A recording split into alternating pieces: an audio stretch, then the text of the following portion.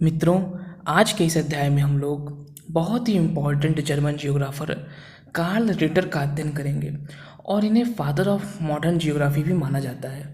Father of modern geography हम दो लोगों को कहते हैं, एक हम्बोल्ट महोदय को और एक कार्ल रिटर महोदय को। उसमें से हम्बोल्ट वाला अध्याय ऑलरेडी हम देख चुके हैं। वहाँ पर हम लोगों ने हम्बोल्ट महोदय के विषय में काफ़ी डिटेल में बात की थी। अगर आपने वो वाला वीडियो नहीं देखा है तो जाके देख सकते हैं। आज के इस अध्याय में हम जो दूसरे हमारे फादर ऑफ मॉडर्न ज्योग्राफी हैं कार्ल रिटर, उनके बारे में जो भी कुछ इम्पोर्टेंट चीज़ें हैं उनको देखेंगे। उनकी इम्पोर्टेंट बुक्स, जो भी फैक्ट्स एग्ज़ाम की दृष्टि से इम्पोर्टेंट हैं, उनका हम आज यहाँ पर अध्ययन करेंगे। तो चलिए शुरू करते हैं। कार्ल रिटर, जैसा कि मैंने अभी पहले बताया, एक लीजेंडरी जर्मन जियोग्राफर जो कि हम्बोल्ट के समकालीन थे और हम्बोल्ट में रिटर में बहुत ही घनिष्ठ मित्रता थी। यद्यपि दोनों लोगों की शैलियों में अंतर था। हम्बोल्ट के बारे में मैंने बताया था कि हम्बोल्ट एक ऐसे भूगोलवेत्ता थे जो कि खूब लंबी लंबी यात्राएं करते थे। रिटर के साथ ऐसा नहीं था। रिटर को एक आर्म चेयर जियोग्राफर माना जाता है और इनका जन्म 1779 में हुआ, जबकि हम्बोल्ट का जन्म 1769 में हुआ। मतलब कि यद्यपि 10 वर्ष छोटे थे रिटर, लेकिन दोनों में बहुत ही घनिष्ठ मित्रता थी। और ये भी संयोग की बात है कि मृत्यु भी इनकी 1859 में हुई। मतलब कि हम्बोल्ट की मृत्यु भी 1859 में हुई और रिटर की मृत्यु भी 1859 में हुई। तो ये एक बहुत ही इम्पॉर्टेंट जानकारी है हम्बोल्ट और रिटर के संबंध में कि जन्म में 10 वर्ष का अंतर था और मृत्यु दोनों लोगों की एक ही वर्ष में हुई। और दोनों को हम फादर ऑफ मॉडर्न जियोग्राफी मानते हैं, कार्ल रिटर और अलेक्जेंडर वॉन हम्बोल्ट। और यदि हम रिटर महोदय के बारे में थोड़ा डिटेल में जानना चाहें तो हम ये देख सकते हैं कि प्रसिद्ध शिक्षा शास्त्री क्रिश्चियन सॉल्जमैन, बहुत ही इम्पॉर्टेंट, इन्होंने एक तरीके से कह सकते हैं कि स्टार्टिंग जो हुई रिटर महोदय की एजुकेशन की, वो क्रिश्चियन सॉल्जमैन के सानिध्य में हुई। उन्हीं के सानिध्य में इन्होंने अपना जो भी है अध्ययन इत्यादि शुरू किया।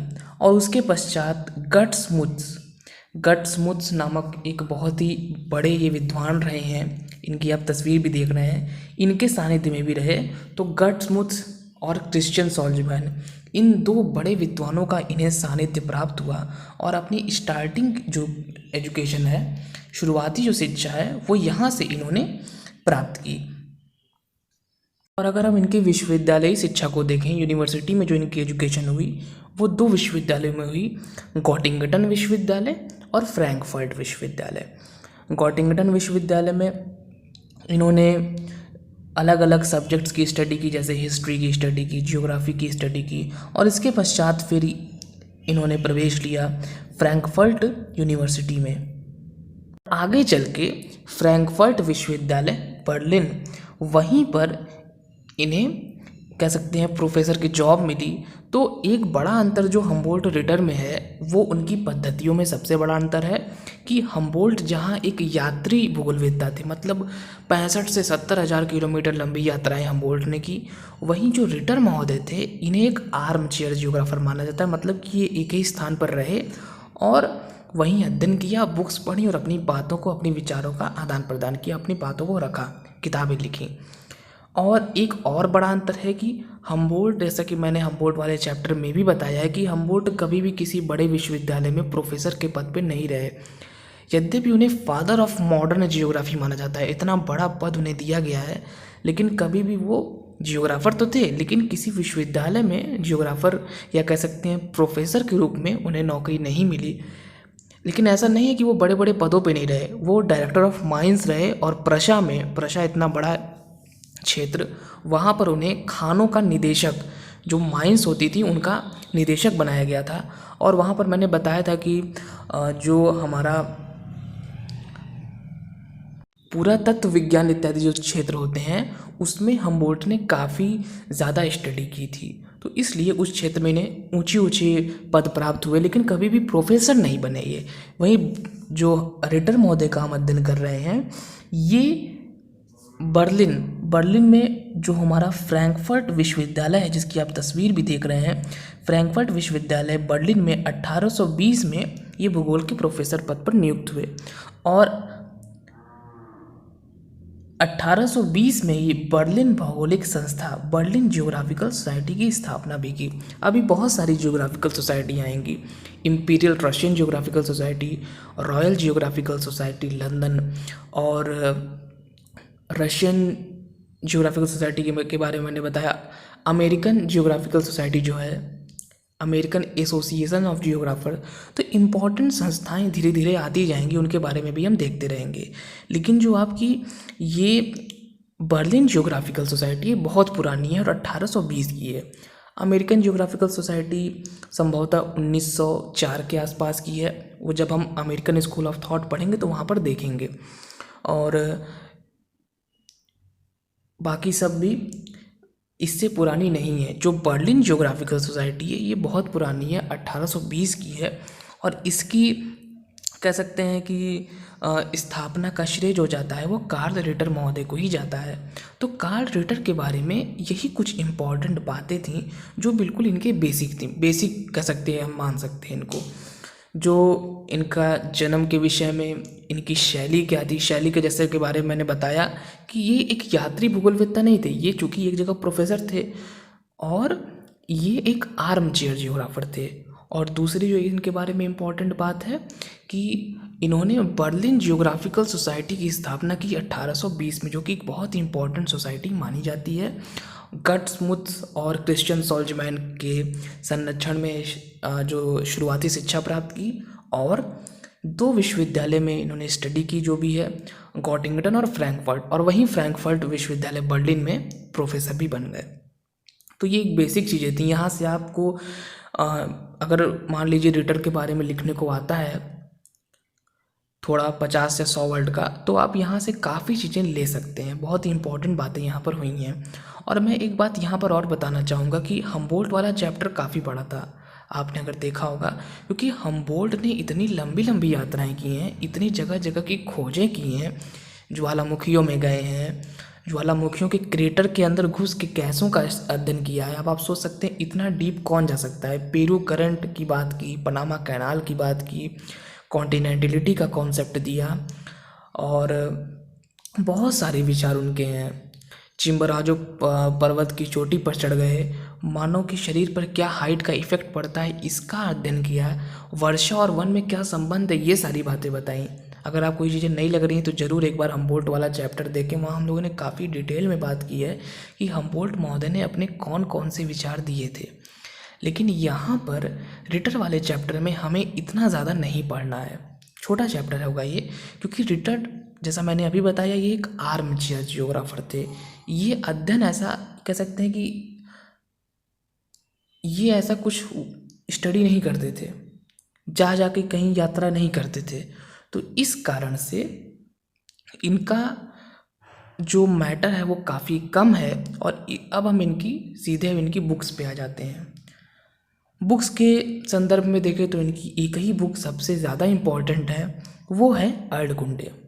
अर्धकुंडे एक बहुत ही इम्पॉर्टेंट बुक और 1817 से 1859 तक कुल 19 खंडों में इसका प्रकाशन हुआ, जिसमें कि प्रथम खंड में अफ्रीका महाद्वीप का वर्णन किया गया है, द्वितीय खंड में एशिया महाद्वीप का वर्णन किया गया है और ऐसे ऐसे अलग अलग खंडों में एशिया और अफ्रीका के बारे में बताया गया है।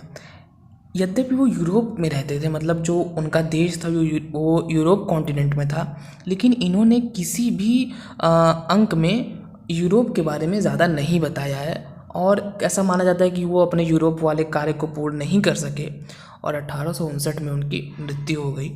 और एक चीज़ और इसमें इम्पॉर्टेंट है, जैसा कि मैंने आपको स्टार्टिंग में बताया था कि 1820 में इनकी नियुक्ति बर्लिन विश्वविद्यालय में, फ्रैंकफर्ट विश्वविद्यालय बर्लिन, वहाँ पर इनकी जॉब लगी, वहाँ पर इनकी नियुक्ति हुई एज अ प्रोफेसर कह सकते हैं, जियोग्राफी के प्रोफेसर के तौर पे। और वह जो नियुक्ति हुई थी उसके पीछे का कारण थी ये पुस्तक। जब ये पुस्तक का प्रकाशन हुआ, जैसा मैंने बताया कि 1817 से इसका प्रकाशन शुरू हो गया और इनकी मृत्यु 1859 में हो गई। तो 1817 से 1859 तक 19 खंडों में ये बुक आई। और 19 खंडों में जब 1817 में इसका पहला खंड आया था तो इस बुक ने लोगों को इतना प्रभावित कर दिया कि इन्हें एक जॉब मिली, और वो जॉब सीधे फ्रैंकफर्ट विश्वविद्यालय बर्लिन में एज अ प्रोफेसर की जॉब मिली। और उसका कारण था, जैसा कि मैंने बताया, इस बुक से लोग काफ़ी प्रभावित हो गए थे। तो फ्रेंड्स, इस प्रकार रिटर महोदय का यह अध्याय हमारा यहीं पर समाप्त होता है। हमने सभी चीज़ों को यहाँ पर देख लिया जो इम्पॉर्टेंट है आपकी एग्ज़ाम की दृष्टि से।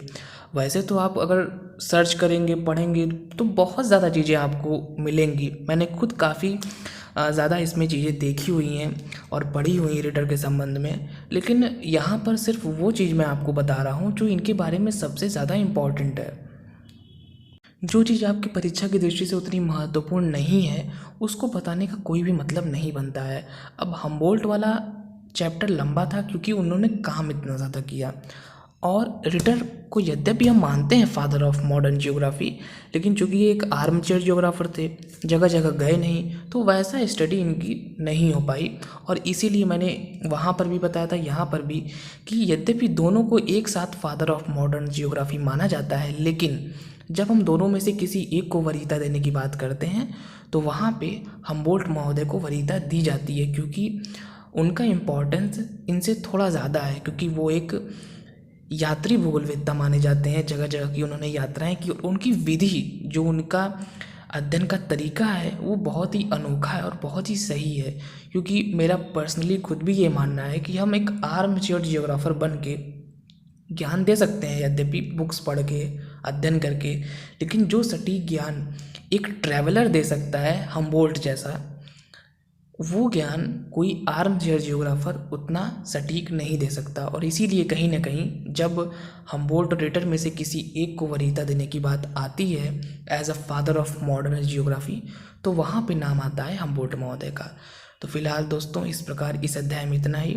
आगे हम लोग एक अध्याय और पढ़ेंगे और उसमें जानेंगे कि what is the basic difference between Humboldt and Ritter. यहाँ पर फ्रेंड्स मैं एक चीज़ और ऐड करना चाहूँगा कि वीडियो में मैंने एक जगह बता दिया है आपसे कि 1820 में स्थापना हुई बर्लिन जियोग्राफिकल सोसाइटी की। काफ़ी जगह पर आपको ये मिलेगा, लेकिन जब आप इस पर थोड़ी रिसर्च करेंगे, और जो कि मैंने की इस पर रिसर्च, कई जगह पर मैंने बुक्स में देखा, नेट का प्रयोग किया, तो ज़्यादातर जगहों पर आपको मिलेगा 1828। और वास्तव में जहाँ तक मुझे लग रहा है कि 1828 सही है, तो इसको आप सही कर लीजिएगा। वहाँ मुझसे मिस्टेक हो गई थोड़ी सी, तो इसके लिए मैं माफ़ी चाहूँगा। और 1820 यद्यपि कुछ बुक्स में लिखा हुआ है, लेकिन मैं पर्सनली बता रहा हूँ आपको, आप नेट पे भी देख सकते हैं, 1828 सही है। क्योंकि विश्व की सबसे पुरानी जियोग्राफिकल सोसाइटी फ्रांस की जियोग्राफिकल सोसाइटी है, जो 1821 में बनी। जब आप नेट पे सर्च करेंगे कि वर्ल्ड्स ओल्डेस्ट जियोग्राफिकल सोसाइटी, तो लिख के आएगा French geographical society founded in 1821, मतलब 1821 में। तो जब विश्व की सबसे पुरानी 1821 में स्थापित हो रही है, तो 1820 में बर्लिन जियोग्राफिकल सोसाइटी के स्थापित होने का कोई सवाल ही नहीं उठता। तो इस चीज़ को थोड़ा सा आप करेक्ट कर लीजिएगा। फिलहाल इस अध्याय में इतना ही। Thank you friends.